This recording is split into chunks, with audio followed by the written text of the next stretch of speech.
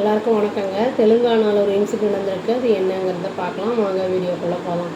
13 வயசு பொண்ணு 8th standard படிக்கிற தெலுங்கானாவில் ரங்காரெட்டி டிஸ்ட்ரிக்ட் அப்படிங்கிற இடத்துல அங்கேருந்து ஒரு பொண்ணை காப்பாற்றியிருக்காங்க. அதாவது அந்த பொண்ணு சைல்டு மேரேஜ் பண்ணி வச்சுருக்காங்க அந்த பொண்ணுக்கு.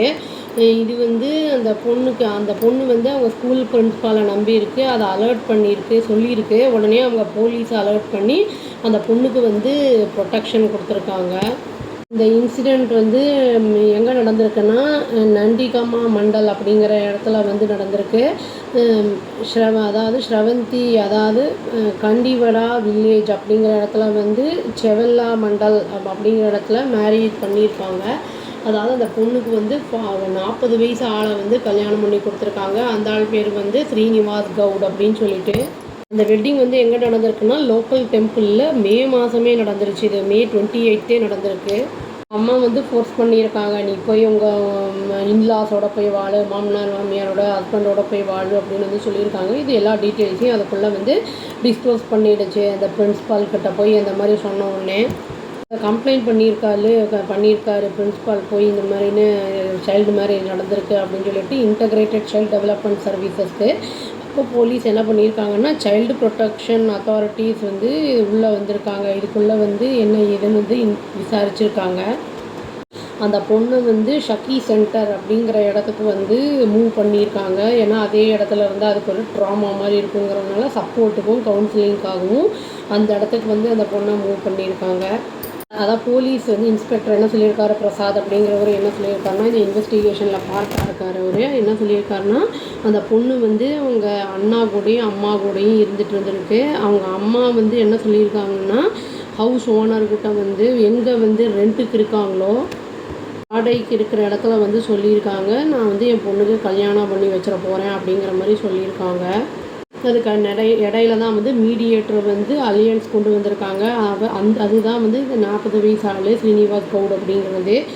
மேரேஜ் அப்போ தான் மேலே தான் நடந்திருக்கு. இந்த மாதிரி தான் அந்த பொண்ணுக்கு கல்யாணம் நடந்திருக்கு.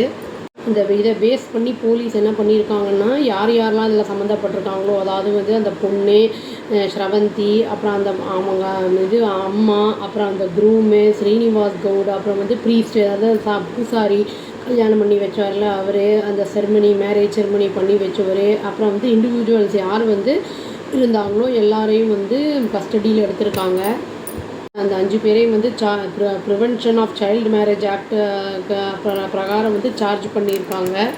இன்ஸ்பெக்டர் பிரசாத் என்னன்னு சொல்லியிருக்காருன்னா, கன்ஃபார்ம் பண்ணியிருக்காரு. அதாவது இதில் சம்மந்தப்பட்ட எல்லாருக்குமே இந்த ப்ரிவென்ஷன் ஆக்ட் பிரகாரம் சார்ஜ் போட்டாச்சு, இல்லீகல் வெட்டிங் அப்படின்னு சொல்லி பண்ணியிருக்கோம் அப்படின்னு சொல்லியிருக்காரு.